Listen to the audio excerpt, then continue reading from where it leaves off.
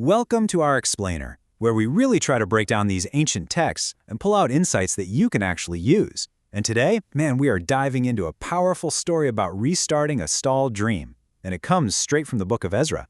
So let's just start with a question, because I think it gets right to the heart of it all. I mean, most of us, we know this feeling, right? That dream, that business idea, that ministry, it starts with so much fire, and then nothing. It just ends up stalled out, collecting dust on a shelf. That's the pain of a stalled vision, and it's real. Well, the builders of God's temple in ancient Jerusalem, they knew this feeling all too well. For 16 long years, their project, which was literally the heart of their entire nation's identity, just sat there, dormant. An entire generation grew up seeing nothing but a foundation, a monument to a dream that was completely deferred. So today, we're going to unpack their incredible comeback story from Ezra chapter 5.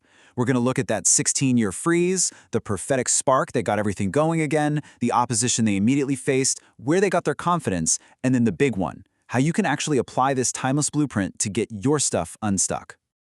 All right, so first, let's really get our heads around just how deep this problem was.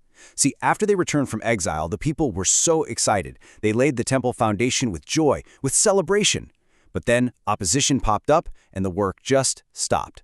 And before they knew it, a whole generation had passed.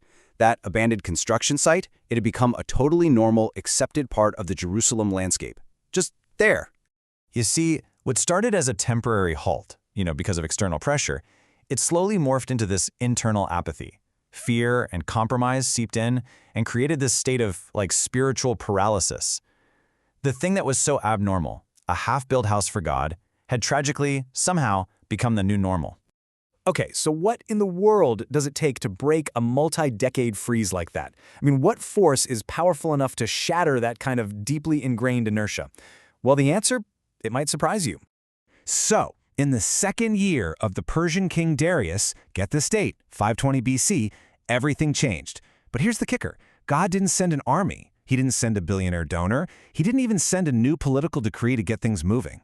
No, he sent something far, far more powerful.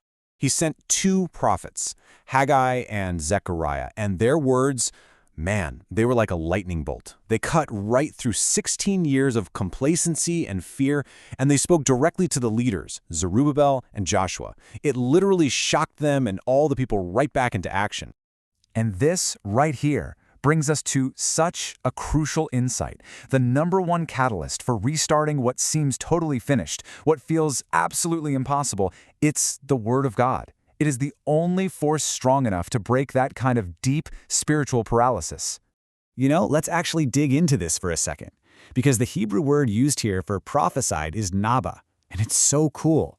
It doesn't just mean predicting the future, like with a crystal ball. No, its root imagery is of something bubbling up, like a spring, or pouring forth. It's the active, forceful declaration of God's reality into a dead situation. Think about that. The prophets didn't just speak. Their words literally picked up the stones.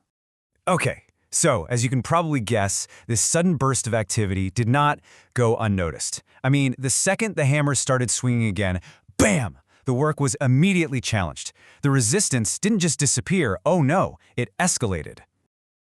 So these local authorities, led by a governor named Tatnai, who is in charge of the whole Persian province beyond the river, they show up and launch a full-on formal investigation. He gets right in the leaders' faces, demanding, "Who authorized you to do this? Give me your names. Show me the permits." And their response just brilliantly illustrates their radical faith. They're faced with a direct challenge from a super powerful government official. So what do? Do they stop? No way. They kept on building. They were operating on a higher authority, right? A heavenly authority. And they just refused to stop and wait for earthly bureaucracy to catch up. So you have to ask, how could they be so bold? How could they just keep laying these massive stones while they're under an active government investigation? Where did this incredible confidence even come from? Well, the answer is right here in this beautiful theological anchor in verse 5. The builders weren't acting out of arrogance. They were acting out of this deep, profound security. They knew they were backed by the sovereign, protective gaze of the Creator himself. This wasn't some wishful thinking. This was the very source of their courage. And this creates such a fantastic contrast. You gotta love it. While this slow-moving letter from Tatnai is traveling over 700 miles across the entire empire, all the way from Jerusalem to the royal archives in Akbatana, just to find a 16-year-old piece of paper. What are the builders doing back in Jerusalem? They're not waiting. The text says the work was carried on with diligence, and it made rapid progress. They totally used that bureaucratic delay to their advantage. And when they were finally asked to justify their work, their response wasn't fearful. It wasn't defensive at all. It was just this confident, clear declaration of their history and their mandate. They just laid out the facts. Hey, we serve the ultimate authority, the God of heaven and earth. Oh, and by the way, we also have a legal right to build from your former king, Cyrus.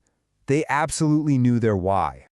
Look, this is not just some ancient history lesson, right? This story provides a powerful, and I mean incredibly practical model for our own stalled visions, for our own half-finished temples.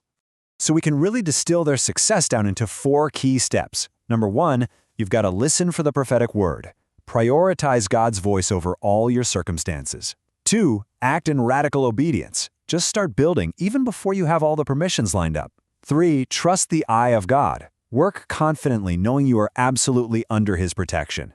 And 4, declare your mandate. Be ready to explain the why behind what you're doing. So let's just end with this thought. It's time to stop waiting. Stop waiting for the perfect conditions, for more funding, for the approval of every single gatekeeper.